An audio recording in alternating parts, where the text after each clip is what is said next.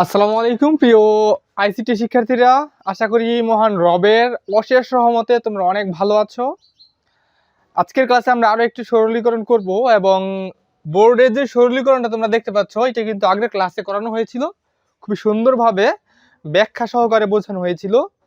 তো এইটা আমি এখন মুছে দিচ্ছি।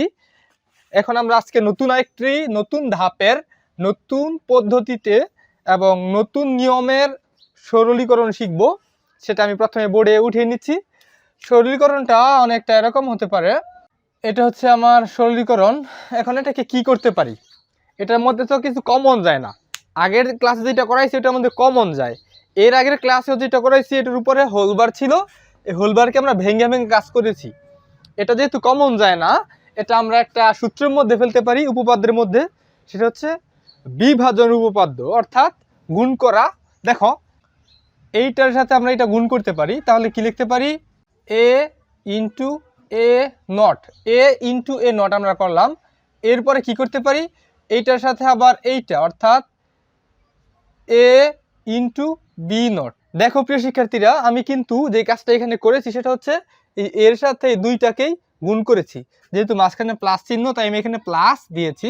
আবার যেটা করতে পারি, আবার প্লাস চিহ্ন দিলাম। এই যেই প্লাসের এই প্লাস বি এর কাজ। এবার বি এর সাথে যদি আমি এ এর কাজ করি তাহলে হবে কিন্তু বি এ নট। এই কাজটাকে আমি একটু সহজে করে ফেলি। আমি এটাকে প্রথম লিখবো, বিটাকে এরপরে লিখবো। তাহলে আমরা লিখতে পারি কি? এ নট বি। এখানে এ নটটাকে আমরা আগে লিখেছি, বিটাকে পরে। এটা আমার ইচ্ছা, আমি ঘুরিয়ে লিখতে পারি। বিনিময় উপপাদ্যের অংশ এটা। তাহলে প্লাসের প্লাস, আবার বি এর সাথে এই বি, বি বি নট। আশা করি প্রিয় শিক্ষার্থীরা তোমরা এই পার্টটা বুঝতে পারছো।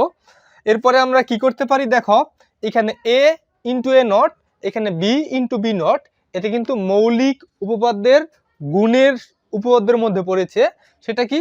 সেটা হচ্ছে এ ইন্টু এ নট যদি থাকে সমান লেখা যায় 0, তাহলে আমরা এইখানে লিখতে পারি এ ইন্টু এ নট সমান 0, প্লাসের plus A B not plus A not B plus. দেখো এইটাও কিন্তু একই সিস্টেমের। তাহলে আমরা এইটার পরিবর্তে কি লিখতে পারি? 0। তাহলে আমরা পরের লাইনে চলে যাই। এই পার্টটা শুধু লিখবো এখানে A B not plus A not B. 0 লেখার প্রয়োজন নাই, তাই উভয় পাশের 0কে আমি কিন্তু লিখি নাই। এরপরের স্টেপে কি করতে পারি? বিনিময় উপপাদ্যের মধ্যে ফেলতে পারি। এইটাকে প্রথমে নিয়ে আসব এবং এইটাকে পরে নিয়ে যাব। তাহলে A not B plus A B not. এই যে A not B plus A B not, এইটা কোন সূত্রের মধ্যে পড়ে? এইটাও কিন্তু বিভাজন উপপাদ্যের অংশ। এটা সমান আমরা লিখতে পারি এ জর বি। এটা কিন্তু আবার এক্স অর গেটের আউটপুট। আশা করি প্রিয় শিক্ষার্থীরা তোমরা খুবই সহজে বুঝতে পারছো। এটা বিভাজন উপপাদ্য হুবহুব। এইটা সমান এইটা লেখা যায়, আবার এইটা সমান এইটা লেখা যায়। তো আশা করি তোমরা এই ছোট্ট সরলীকরণটা বুঝতে পারছো। এখানে বোঝার অনেক কিছু আছে, যদিও ছোট। তুমি যদি জাস্ট এই নিয়মগুলা মনে রাখতে পারো, তুমি অনেক বড় বড় সরলীকরণ কিন্তু খুবই সহজে করতে পারবে।